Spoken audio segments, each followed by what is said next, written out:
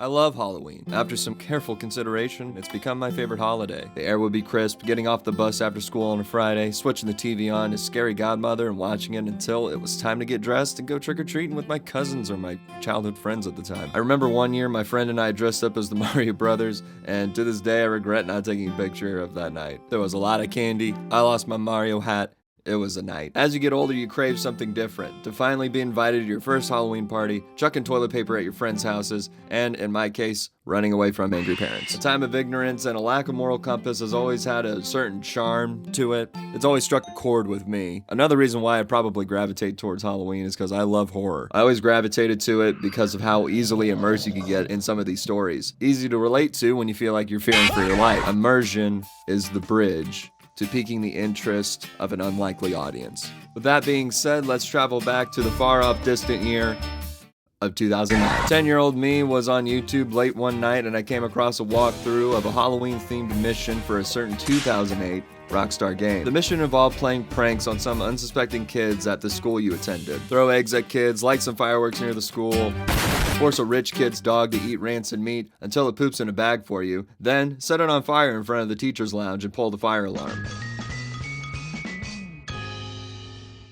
Now, I know what you're thinking. Surely me, a 24-year-old man, can surely understand the complex thoughts and emotions these 15-year-old kids are having. Immersion is huge in a situation like this. It was an impressionable time for me when I saw this mission. The whole time you've been pulling pranks, this eerie melody called out to you to cause trouble.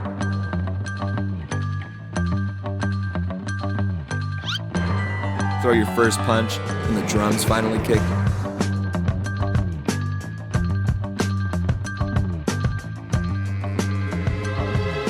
This total stranger finishes the mission, and in that moment, the next thing that came to mind was, this is what it's like to be a kid.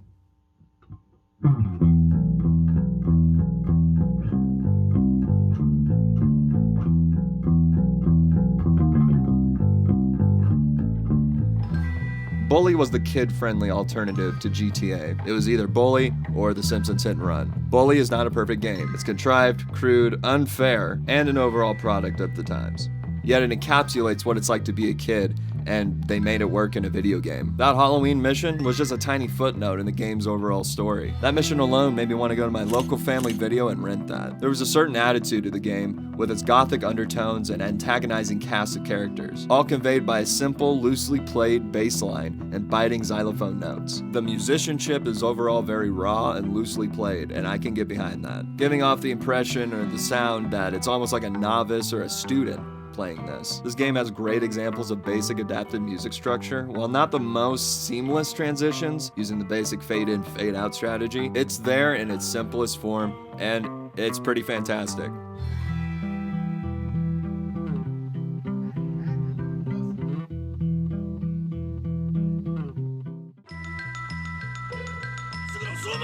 The moment you step outside out of your dorm in the beginning of the game, everyone is out to get you. It feels like no matter what you do, you always feel like you're doing the wrong thing. Bully, in a way, reminds me of Persona 5, one of the most immersive, time-consuming pieces of media I have ever indulged in. The game is just so good. Sure, it's got its problems, but Jesus Christ, man. You spend a lot of time with these fake people. A normal runtime of Persona 5 Royal is around 120 plus hours. Spending a month's time with these fictional characters feels justified. If that's not a testament to how powerful immersion can be, then I don't know what is. It felt justified because it pulled me in so well. The characters, the setting, the music. Oh my fucking God. It was immersive enough to pull me in with its story of you against the world and your group of underdog friends. That's great immersion. Bully's immersion was a safe space, if you will, just like GTA, where you can act out all the intrusive thoughts that pop up in your head. The ones everyone has, right? Wanting to throw bricks at cop cars, knocking a grown man off a hill while in a porta potty, breaking into an insane asylum twice? Standard sandbox gameplay. While GTA lets you be in the shoes of an adult man, that, more or less, can severely suffer the consequences of his actions. Bully allows you to have the new perspective of a 15-year-old kid,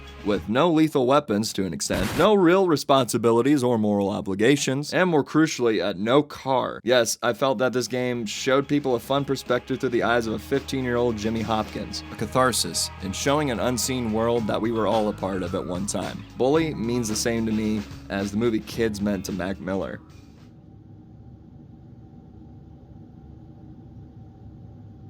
A piece of media that showed something to people, how kids are and what it means to live in the moment. Their views, their thoughts, their outlook. And most dope, Mac Miller saw the movie Kids for the first time in the 8th grade. It captured young people in New York City at their craziest. An NC-17 rated movie that Mac Miller identified with. So much so that it was the inspiration for his 4th mixtape titled Kids. It was themed around this raw outlook that Mac Miller knew that actual kids had. Purely, truly, living and thinking in the moment. While the movie serves as a cautionary tale, there was something else I took away from this movie. As we get older, we start stressing about our futures, so much so that we don't fully act our age, or just be.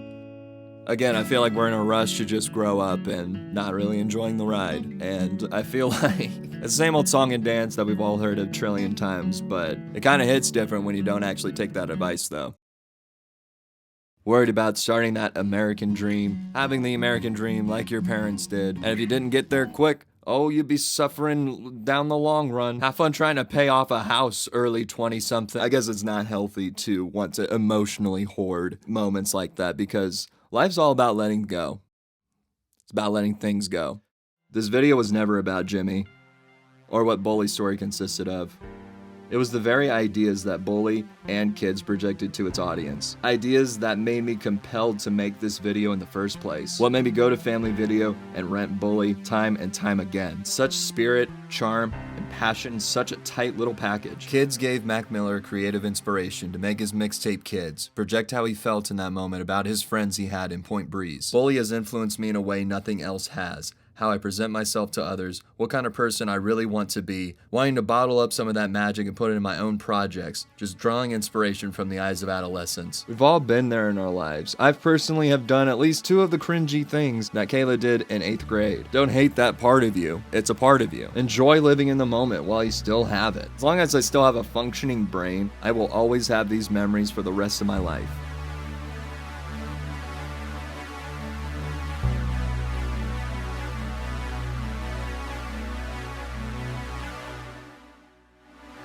I'll see you all in the next one, and until then, you will feel better throwing bricks at a fake cop car.